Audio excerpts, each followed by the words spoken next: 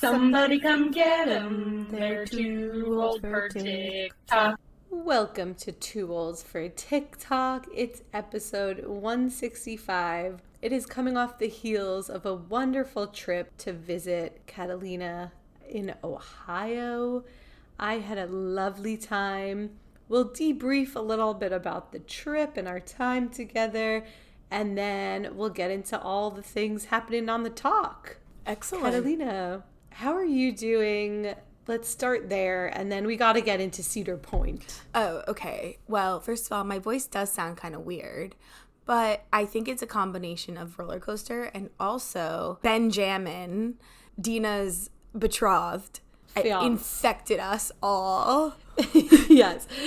So who knows if the voices are screaming from roller coasters or just illness. Yeah. But either way, we did say it'd be a sign of a fun time if we lost our voice. Exactly. And my voice was bad yesterday. Today it's pretty good. My voice has been sort of plateauing at this, but I've developed a strange headache that I'm not sure where that came from, but whatever. It'll go away eventually. And, I'm not as busy as usual right now, so I'll power through my headache in the name of fun. I'm so glad. Okay, let's start with your rose and thorn of Cedar Point. Okay, so Ohio's for best context, yes, Cedar Point is a large amusement park in Ohio.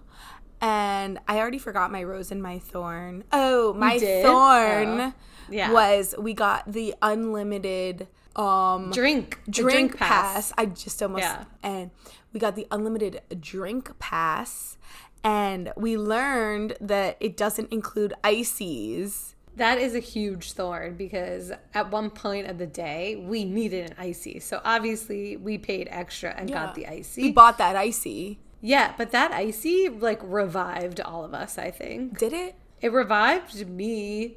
Did it revive Ben? It did revive Ben for a little because we were in line. You guys were so nice. You and Sam.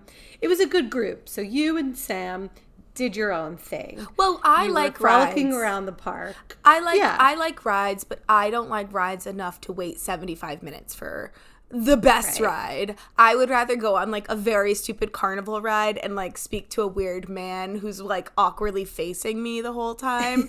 That's my idea of what I'd rather do than wait in line to go on the most famous roller coasters. Sam just I don't think likes rides. So we paired up, and she was however the type of person that will go on a roller coaster. She just won't like it. Right. So you guys only went on 2. What? I went on 6 roller coasters. Oh my God. Or 5. But you have proof. And then I actually went on more rides than you because I wasn't waiting in line like an idiot. You were going on carnival rides. I was going on the rides that had no line or very little line. Anyway, so yes, you and Sam were a pair. And then we had Ashley, friend of the pod, me, sick Ben, and then Ben's gaming friends, Kelsey and Levi, who were fantastic. How dare you reveal their real names? Oh my God, I'm sorry. Well, now you can't reveal their code names. I can't reveal their gamer names, yeah. Kelsey listens to the podcast, so thank you for listening, Kelsey. Rate, review, and subscribe. Fantastic. She helped guide us through Cedar Point because she's a local. So we just had a wonderful day together. My rose. Do you remember my rose, Tina? I don't actually remember your rose. You don't remember either. Oh, no, I remember my rose. It was when Sam and I were walking, and this girl walked past us, and she goes, "I'd have a heart attack." And I was, whatever. And then not 1 second later, a man goes, separate group goes, "I'd have a heart attack." And we were both like, what is happening? And then I turned around and I saw that it was that slingshot ride that you have to pay $20 for. Actually, in terms of inflation, I was reflecting on this to myself. Everything in the world has become absurdly expensive, except that slingshot ride has plateaued at $20. It's like a Costco hot dog. Yeah. Wow. Yeah. And I was just wow, I used to think $20 was insane. And now I'm honestly, good deal. The chicken we fingers are $20. $20. No, thank you. No, thank you. Okay. What was your rose? I was busy waiting online. Yes. What was your rose and thorn? Okay. I'm going to start with the thorns. I had 2 thorns. Oh, okay. One was away from the park, so it doesn't count. No, it does, because we had a very long car ride back home. Catalina proceeded to take off her sneakers. And, you know, I've smelled Catalina's feet before. It wasn't as bad as I've smelled them. I'm just recalling Italy, spring break of like 2007. It was not great. It was a foul smell. It wasn't the best. I wasn't, in my defense, I wasn't the only person who had smelly feet in that car. You just recognized my foot smell. I do. But others also had smelly feet, so I'll say that. Okay. I'll say that much. Okay. My other thorn was waiting in line. In retrospect, should have splurged on a fast pass, but I was fine with it. We got to do all the big roller coasters that we wanted to. I think Kelsey mentioned there was like one that we missed out on, but you know, I was happy in the end.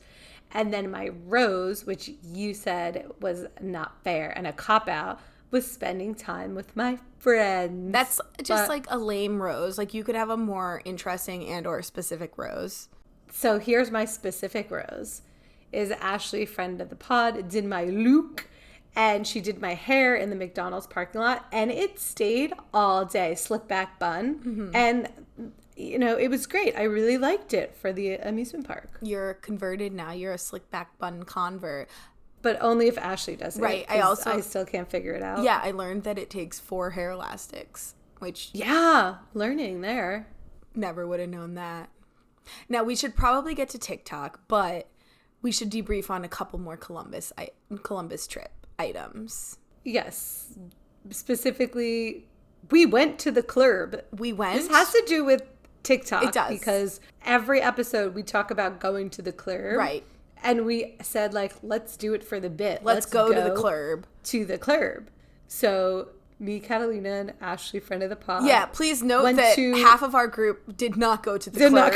Because they were smart. But I want to say it wasn't a real club. No. It was more a bar with dancing. Agree.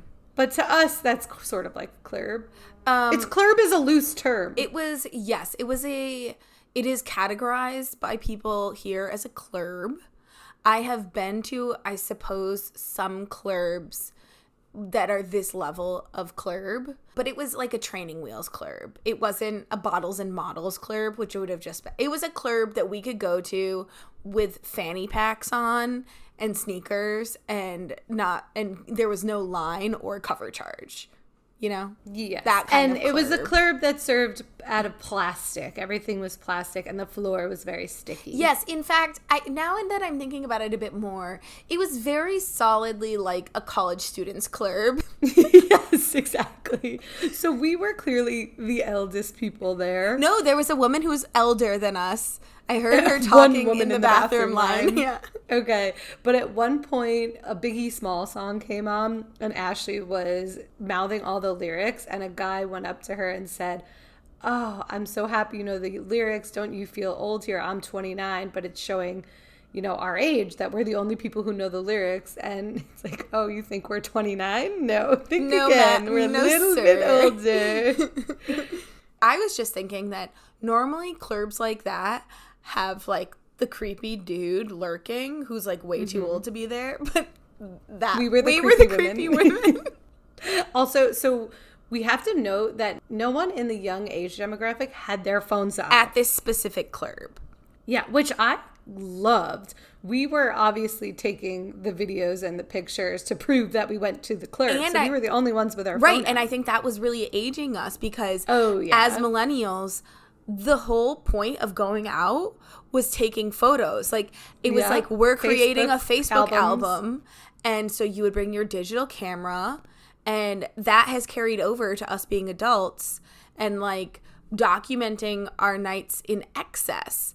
Whereas these children were just vaping and living in the moment. Exactly, and dancing to music that you couldn't really dance to. I think that was also club specific. I wouldn't make a generalization just based on that one club experience. I think it was club specific. And then we also had the MVPs of the club were 2 friends. One was a gentleman wearing a crop top that was amazing. It was like I guess like a racerback crop top. And honestly, this wouldn't have drawn any attention for me. It was the girl who he was with who was drawing more attention, and they were dancing like on an elevated surface, so they were like really featured. And the girl was wearing like a nightgown and then a kerchief around her head, like a babushka, a babushka, and sunglasses. And they were like grinding on each other, and I loved every minute of it. They were my heroes. The end. Ashley kept referring to her as Anna Delvey because she looked like that. Yeah, Anna Delvey. They were great. Yeah, great, living life, not with photographs. One final thought about the club is that Ashley did get us to go up to that surface you were talking about. So we were elevated dancing at a certain point. And I was really worried about, oh my God, how am I going to get down from here? Which really aged me. But luckily we were all safe and everything was fine. Yeah, getting up on that surface was kind of like climbing out of a pool. It's just, I didn't do it in a very, smooth way. And then my final comment on the club was that the entire time we were in there, I was like, I am sober. I am 100% sober. And, but you weren't. And then we walked out and I was like, oh, I am very not sober. It was just a sobering experience. We were drinking a lot before the club, and then we had a fireball shot at the club. And then I was not feeling my best self the next morning, shockingly. And I blamed it on the free popcorn. Oh, also, this was an aspect that made this not a club, is that they had free popcorn. Yeah. Not a club. And we also had a Malort shot. Oh, yeah. That probably made me ill. Even though, I love Malort. Okay, let's get into the TikToks. Catalina, what's been on your FYP? On my FYP page, I've received a series of videos about home decor icks to be specific. And one of the reasons these videos stood out to me was because of the strategy.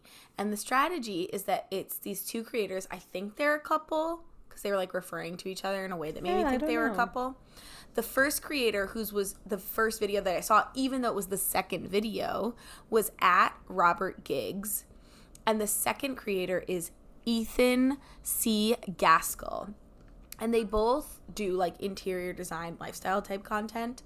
But they made two videos about their home decor icks on each other, together, but the two videos, the part 1 and part 2, are on different creator pages. So one is on Ethan's page and the other one is on Robert's page. So I thought that was an interesting strategy of like pushing followers to each other rather than having a joint account. Let's play a clip from Robert. We just recorded a part 1 on Ethan's TikTok talking about if you have these in your home, we're not coming over. Kind of like nightmare first date. If you go to their house and they have these, you're not going back. And this is lighthearted. We've done 90% of these, and we make a lot of content to help you find other things affordably. And that's where I'm going to start. Like, my first one is these, like, specifically these, like, cube ball candles or the squiggle candles in general. I know they sell these on, like, Shein now. They're just a Shein of home decor, and I feel like they're always collecting dust. No one ever lights them. And I'm just like, just put a candle there. Or nothing, honestly. Okay, so my first ick is too much industrial stuff going on. I feel like this got really popular with like the whole like Kanye and Kim house where like everything was either so like concrete or plain metal or like, I don't know, just it feels so cold and detached. And like most houses are not architecturally like designed to only be that style, and it's like too cold and it's not comfortable. It's one thing if you live in like a beautiful loft with huge windows in Brooklyn or something, but if you live in like... Yeah, that's just a design tip in general. Like, embrace where you live.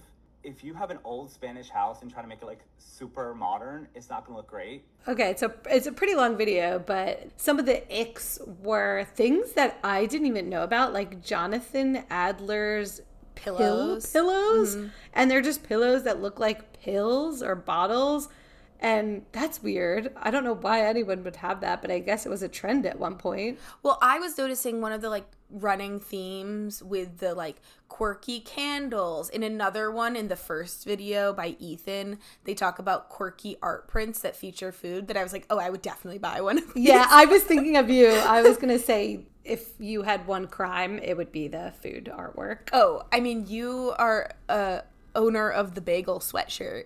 That's a sweatshirt. Right, That's not a home decor. I would put it on my wall. But it'd be cuter. Right, I wouldn't put it on my wall. Oh, you think my sweatshirt isn't cute? I think that, like, the one that they actually have a bagel print that they feature in that video, and I was like, I kind of like that.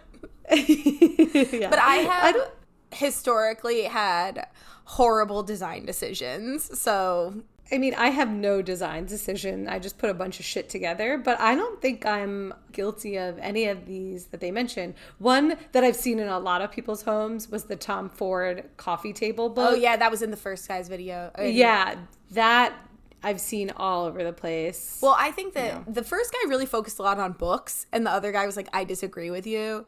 But I think a running theme in particularly the video that we featured, the second one, is like falling for home decor trends that then go out of fashion, that are just kind of seem cheap because you can buy this type of stuff anywhere and it's like sort of soulless. Yeah. I am very guilty of falling for like millennial home decor trends. In fact, during our trip this weekend, a very stupid game activity that we like to play with friends that come over our house because we have a gallery wall is guessing what art belongs to whom. And you can catch on basically with all the decor in our house with, if anything is like a millennial micro trend, it's mine. Yes, you are guilty of the millennial trends for sure. And then if anything is like wooden or looks like a demon, it's Ivan's. Yeah, Ivan is demon or Ivan is unique. Anything that you wouldn't see anywhere. Similar to Ivan's For You page. Right. But you know what? Sometimes you don't want that in your house. Yeah, but, you're married to him now, so you have no choice. No, I'm aware. Oh, I'm aware. The other thing, I forget which one mentioned, but it was the very sterile environment that a Kim Kardashian created, like ultra in her home minimalism. decor. Mm-hmm. Ultra minimalism and industrial, they also mentioned. But they weren't saying that they don't like that design at all. They were saying when you do it in spaces that are not like, that make no sense. Like you're in a farmhouse that you made ultra minimal. Right, exactly. Yeah. And it's funny because they don't talk about any of the like very typical design trends that now people make fun of, like all the shiplap and like the shabby chic. Oh my God, when I think about in 2014, my roommate and I like were arguing about what throw pillows to get or like brainstorming, and every option, if you go back to our Etsy board, is like chevron. Ugh. Good. All right. Foul. Great. Yeah, these are two great creators. What else is on your For You page? Well, I put this on my For You page because I brought it up this weekend actually as a conversation point to have with Ben because he likes sport. Because it's sports. He is most sport and I am least sport. And so I'm trying to build bridges with my future brother-in-law. And so I thought, oh my God, I actually have a sport person I like now, also known as a player. And can you say his name for me? Nikola Jokić. Is it Jokić? Jokić. Yeah. It is? Okay. I think I could be saying it wrong. I don't know. But whatever. Jokić. This creator, HS Markin, made a parody video. It's basically all of the things that Nikola Jokić is famous for when it comes to his star persona, which is basically being like viewing the I hate basketball. I hate my job. I only like horses. I love my horses in Serbia. Yeah. I only want to be in Serbia with my horses. So this video came on my For You page, but I thought it very appropriate to send I'd to already you. seen it. Oh, okay. Great. Hello, my name is Nikola Jokić, and this is a day in my life where basketball is job. I don't like job. First, my loving wife wakes me up. Nikola, get up! Hey! What? You have game today. What? You have game. Oh, no. I want to watch horses instead. See? Horse. Nikola, no more horses. Get up, you have game today. Next, I have to check in on horses. There you are. Oh, my baby. You're so pretty. I love you. Next, I accept third MVP trophy in 4 years. The MVP for the third time over. Nikola Jokić joins us. Joker, congratulations to you on number 3. Thank you, Onni. Thank you very much. I don't care. It's true, I don't care. Next, I stretch while checking on horses again. Later on, I go to park and shoot hoops. It's for work. I don't like my job. Putting a basketball through a hoop is so boring. It's so easy. I don't even care and it goes in. It's so easy. It literally goes in every time. And then I go to game where I drop 50. Jokić for the win. Yeah, it's a really good parody of Nikola Jokić. I mean, I'm definitely saying that wrong. I was thinking that, like, that type of attitude where it's just like, I hate this, but I'm also the best at it. I probably would hate him if I were, like, his colleague or whatever. And it's a team sport. Like, basketball is such a team sport. Right. So I wonder how much of it is him being funny, or I don't know. Well, also because people take their sport so seriously and, like, diet and exercise. And then he's just like, I was watching one video because I went down this rabbit hole, and, like, I guess when they warm up, he, like, will not actually shoot any baskets that are legitimate. He just, like, throws the ball in the dumbest ways. And then when he starts playing, he's, like, really good at it. Yeah, he's the best. He won MVP like 3 out of 4 years. And then he was pissed he had to go to a parade. Right. When he won, his team actually got knocked out this year, so he won't be winning the ring or the trophy or whatever it is. The Denver Nuggets. Oh, he's a Nugget. Yeah. That's fun. Look at us talking sport. I'm so sport. Most sport. Yeah. This is a perfect segue because on my For You page was another sport parody video. The Chiefs kicker, Harrison Butker, made a commencement speech that was just very awful, terrible towards women, very homophobic. But the user Horseblood6 had a great parody for it. We're Chiefs fans, or at least I think we are. We can't see the TV from the kitchen. We're Chiefs fans. Of course all my sons are Irish twins. We're Chiefs fans. What we bring to the table are appetizers. Shoot, how am I going to make this for 300 people? Oh, no. If you just double that, but then subtract 3 times of that and substitute... What are you doing? What am I doing? We're Chiefs fans. Of course we're homophobic. But you've dated women. No, that was before I was a Chiefs fan. I prayed that away. We're Chiefs fans. Of course we've had lobotomies. Did I go to college? These must have been pictures from before your life began. Oh my God. We're Chiefs fans. Of course we're pro-life. Wait, didn't you just? Yeah, he made me whenever he found out it was a girl. We're Chiefs fans. If this isn't a boy, this might be the last time anyone sees me. Good work. What else is on your algorithm for you, FYP? The Me Baby has been all over my FYP. The first video I saw was by Rita Lynn PRC. Now, Dina. Ritalin. Sorry. I thought her name was Rita. That one I'll give you. Okay, thank you. It's pretty funny, though. It's pretty good. Ooh, Ritalin. Oh, did you get your Ritalin prescription? Okay. So, the Me Baby is, let me play the audio. We go to the Four Seasons Orlando. I'm not even going to make a joke. All the jokes have already been made. But genuinely, why does that baby have more fine motor skills than the toddler on the ground next to it? The toddler went, me! Hands splayed out like this. That baby went, me! Why do you know how to do that? And isn't the M sound, like, really hard for babies? Isn't that, like, Miss Rachel's always going, mama! That baby said, me! No hesitation, no stutter. Me! Why do you know? That finger point as well, to, like, say, yes, I learnt that maybe when I was 6. When you want to ask a question, you put your finger up. Why did that baby know how to do that? That toddler on the ground next to it did not know. You have to know that there's a toddler and a baby who's not, definitely like maybe 6 months. And the 6-month-old shoots his or her finger up and says me in a way that's very adult-like. So that's what Ritalin is commenting on. Right. And they have fine motor skills and a attention to, or It's like they're more alive than a baby at that age. And then a baby should be at that age, yeah. So then there is a funny video by Life Central, and it's taking on the voice of the baby. Who wants to go to the Four Seasons Orlando? I would be delighted, Mother, to accompany you on this exhilarating excursion to the Four Seasons Orlando. I will be sure to pack the required necessities for our trip. My excitement is palpable.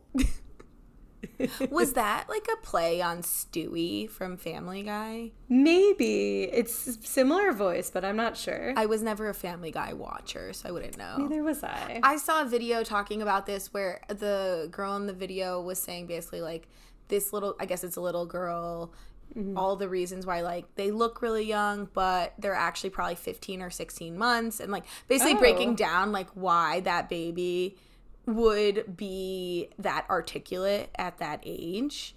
But that reminds me of like we were just talking about this weekend, like our friends' kids and the ones that are like really articulate and the ones that like one day will be articulate. Right. Everyone develops at different times. Yeah, they develop at different times and in different ways. And one of her points was that this baby has older siblings, so it's really articulate. But that goes against one of our friends' kids, who is so funny when he talks. But, you know, he has an older sibling, but he'll talk in a more articulate manner.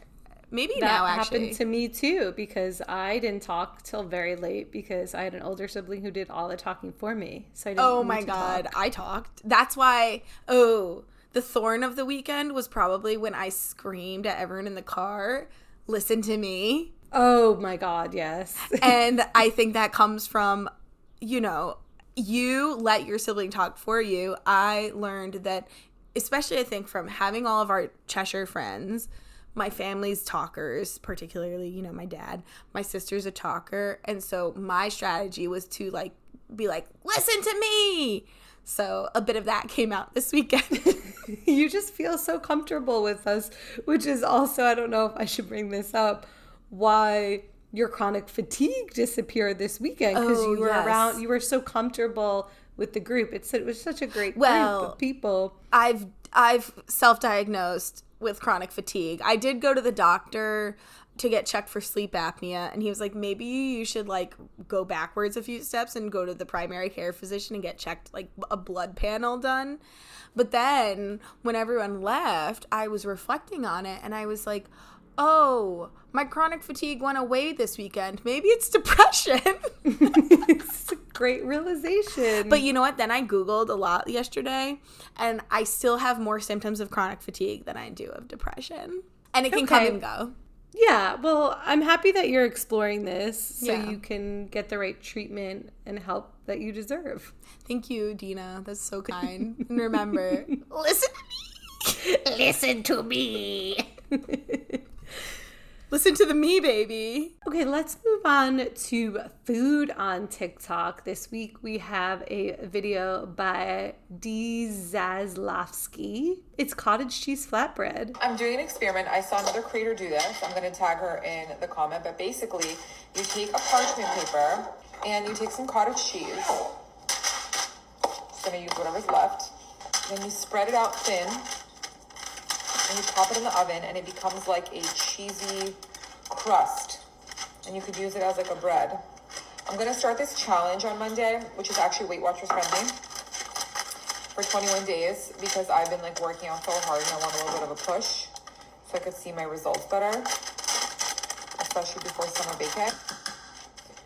So this is going to be something that, if this works, that I'll be implementing, because cottage cheese is on the okay list.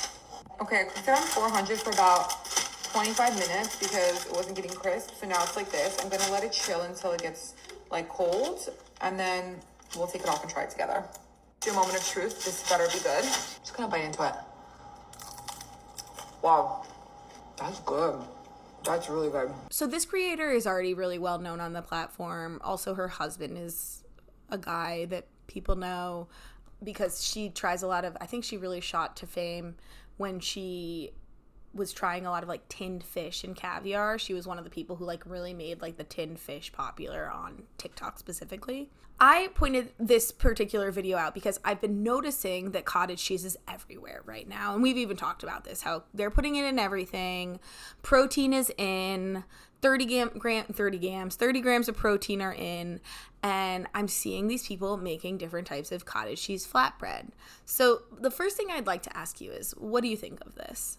I've never seen this done before. I've seen cheese, obviously. It's the same thing. You make a cheese crisp. I equate this to a cheese crisp. Yeah, it's like a Parmesan crisp. Yeah, exactly. Same thing. I'm sure it's good. Would I do it? No, because I'm also not making cheese crisp. Would I eat it? Sure, of course. I mean, but I'm also not making cheese. I have made cheese crisps before. I also love wisps, even though they're so expensive, which are like the tiny circular Parmesan crisps. You can get them at Costco for a good price. I don't have a Costco membership. But I think I'm going to try this. Not necessarily as a bread replacement. I just want to taste it. I think as a snack. I think it would be good. Yeah, nothing wrong.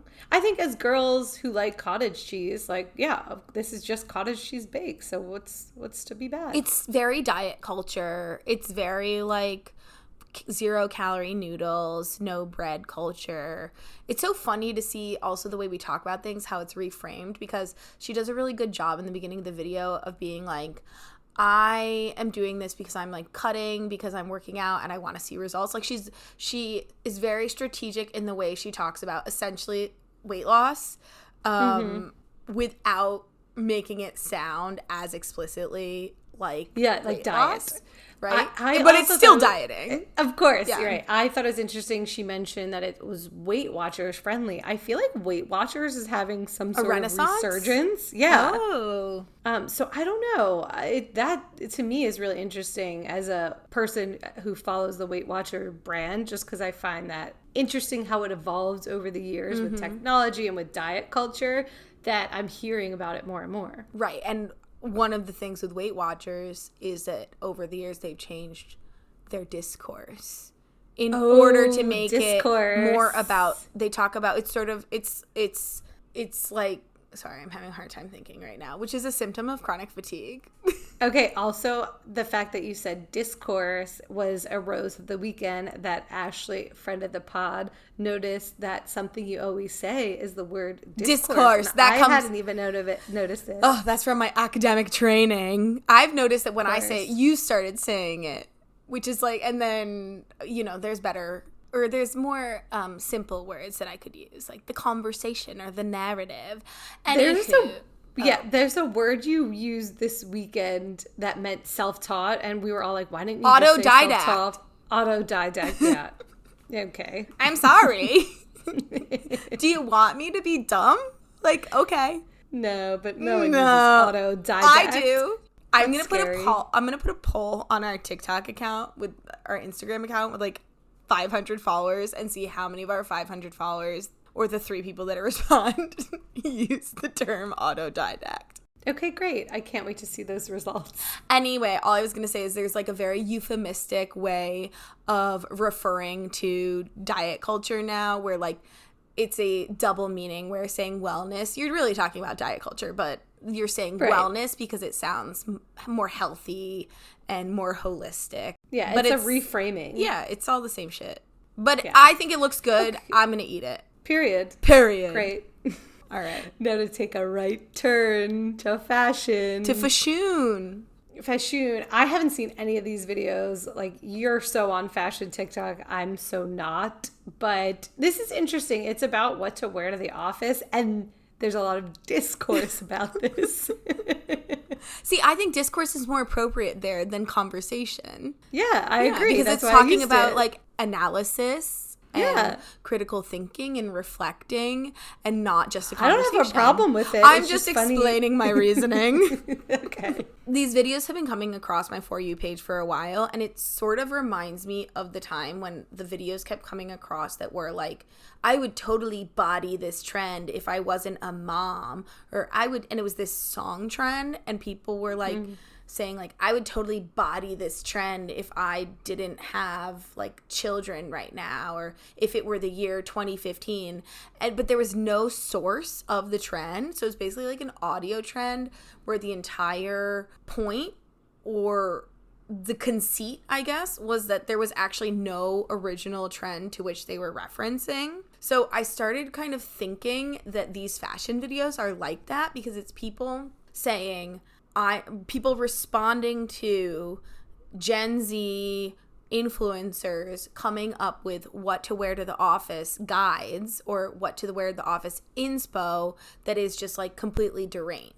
So what I've been seeing is users like at Isabel's Archive making these response videos that are essentially like, I've been seeing this trend going around or these influencers having inappropriate recommendations, and these are more appropriate recommendations. Hi guys, good morning. I am coming on here because I'm about to go to the office. I work in a very corporate environment.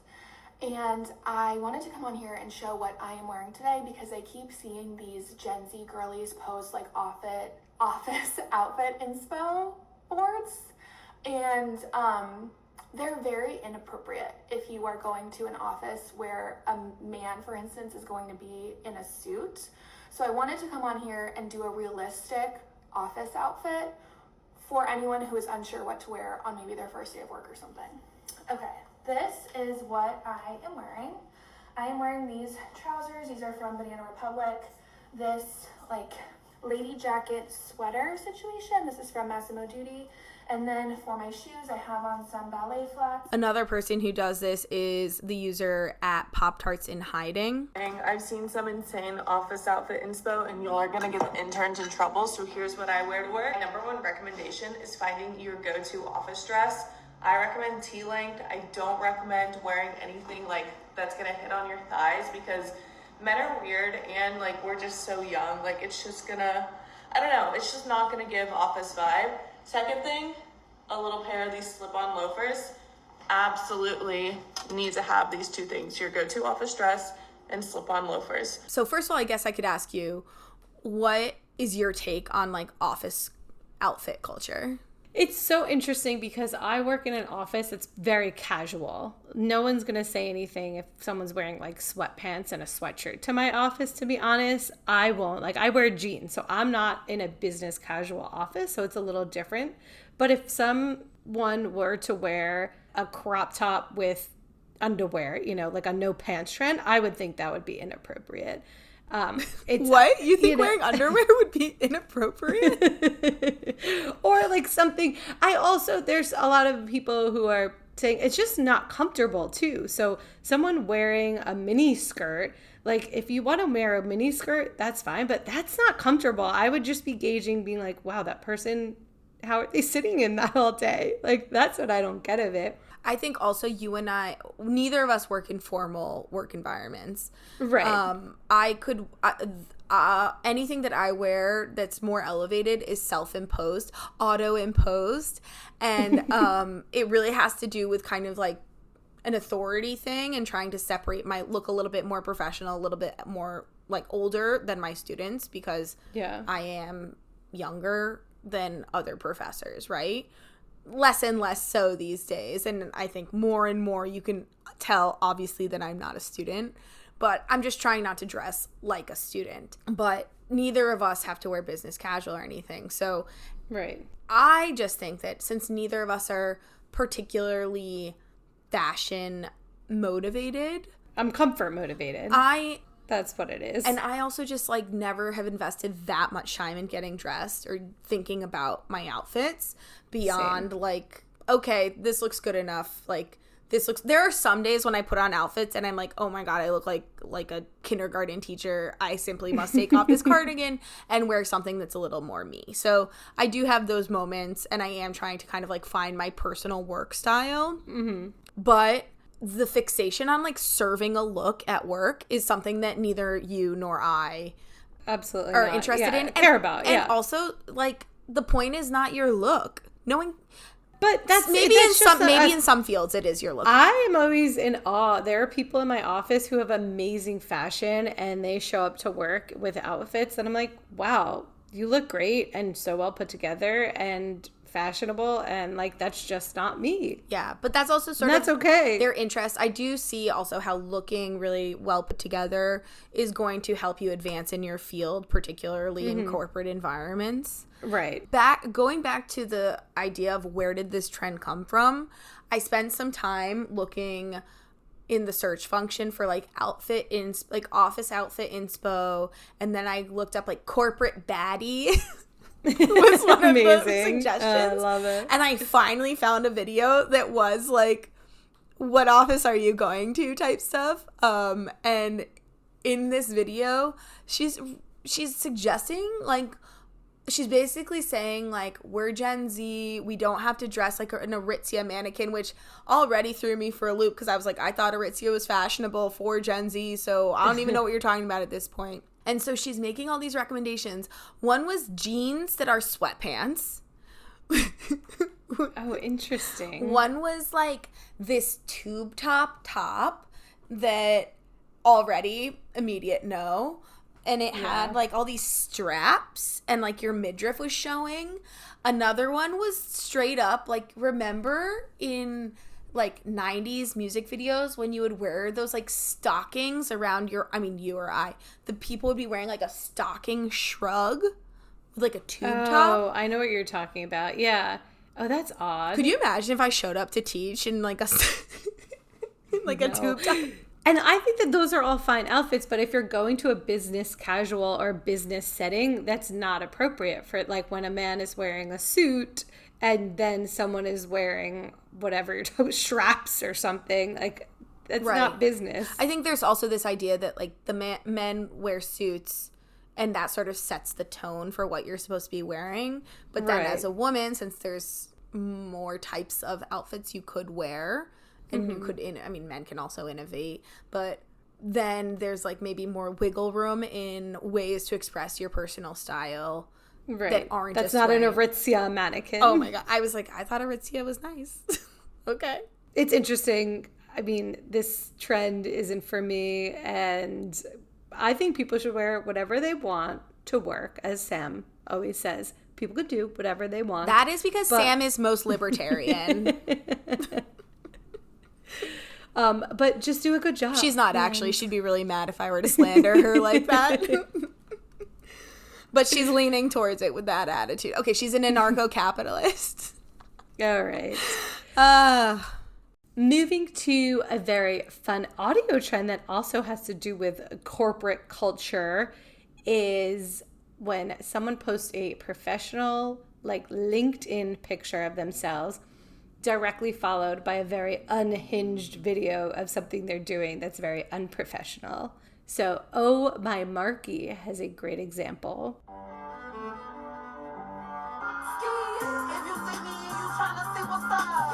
He posts himself in a suit, and then he's at some sort of club dressed as the girl Angelica from Rugrats, dancing around with strobe lights. Mm-hmm. I've seen a lot where, people are professional and then it's just them being a gremlin on the couch. Yeah, those were the first ones. These ones at the club, we have another one by @RexyLexy_2 where she looks really professional and then she's like dropping it low at the club. That's another one where I was just like, yeah, this of people clubbing is a little bit different than the way that I had seen it originally, which was just you're in your work from home, like gremlin cave looking like you or I right now. There's another one by Alex D. York. He looks really good in his professional photo. He cuts to him as Patrick Starr running down the hall and falling. He was probably very drunk. I just love this because, becoming an adult is realizing that your authority figures growing up are like a baby heads. I don't know. Big baby heads. They're just all the me baby. We're all just me baby in a suit. I know what you're talking about. Exactly. No one has their shit together. No. Everyone's figuring it out, and everyone has lives outside of work that are unhinged. Exactly. I think particularly, for some people until forever, for other people until they're like 60 maybe.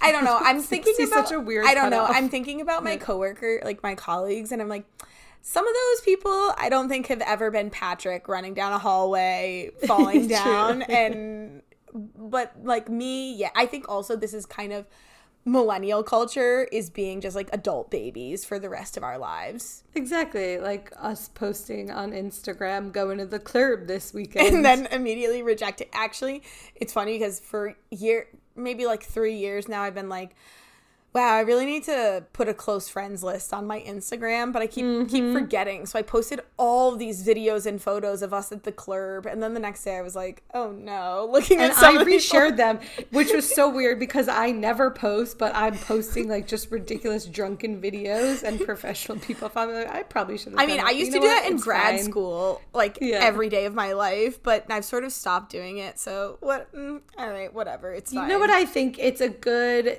not detox, it's a good juxtaposition from seeing everyone's damn babies all the time. True, or just like the Instagram has been about being a little more curated, even though the stories are less curated. So I'm just bringing back 2012 Instagram, like we talked about a few episodes back. Love that. Okay, now we have a great learning on TikTok by Tech Girl Jen. It's been a while since we've talked about the grocery list feature on your iPhone, but there's been some really cool updates you need to watch. Start in your Reminders app and then go down to the bottom and we're going to click Add List. I'm going to go ahead and choose iCloud so that I can share it. I'm going to make it a grocery list, so let's name it first. Under the list type, I'm going to choose groceries, and I'm going to go down here and choose my color and choose a shopping cart to make it look fancy. There's a new feature you want to enable called Categorize Your Groceries. Turn that on. Now that I've enabled that, watch what happens when I type different grocery items to my list. My grocery list is super smart, and it is categorizing my food automatically for easier shopping. Come on, that's pretty sweet. Did you know about this? No, I actually do write my grocery list with the Notes app. I was shamed by a friend of mine once for using pen and paper for a grocery list. I was just going to say I use pen and paper still because I love to physically write a grocery list. Yeah, I also think it's nice. What my parents do is they keep a notepad in a drawer, and whenever they think of something they need, they write it down. Now, has this helped them to like not buy duplicates of things? Absolutely not. My parents have always and forever had like an arsenal of food for the apocalypse, but whatever. I do my Notes app, and so I actually never use the reminders function, and now next time I make a grocery list, I'm going to try to remember to do this because I love the idea of organizing it around the section in the grocery store. Now, this may sound crazy, but I usually never use the Notes app. If I have to remember something, I write myself an email and keep it in my drafts. I write myself an email and send. It depends on the level of urgency. Oh. Like if I'm just like writing something down to remember it and it's like not very important, I keep it in the drafts. If it's something I must do, I'll send myself an email. I was talking to a friend about this, and he WhatsApps himself. He'll text himself on WhatsApp. I like that. I just Everyone has their own method. My anxiety tick is that I have to write everything down in multiple locations. So even though I have a task on a to-do list, in order to have it at the top of my mind, if I'm like really nervous that I'm not going to do it, I'll email myself. Yeah, I think that makes sense. Yeah, thanks. Okay, last but not least. In fact, perhaps most important, this is So Catalina Coded, a video by Hey Sean Taylor. I'm officially declaring it a shrimp summer. I have this theory, you're welcome to test it out with me, that if at every crossroads, every decision, we choose the option with shrimp, it's going to be the best summer of our lives. I feel pretty good about that hypothesis. Let's say we agree. It's going to be shrimp summer. Can I tell you the most offensive thing about this video that has nothing to do with this video, but it has to do with sharing this video? I assume that hundreds of people have sent it to you. Well, yes. Everyone's always sending me shrimp things now. It's kind of getting to be a bit much. No, I sent this to my friend. I texted it to her because she is a known not TikTok user. And she responded, I already sent that to you on Instagram. Oh, wow. It's made itself to Reels already.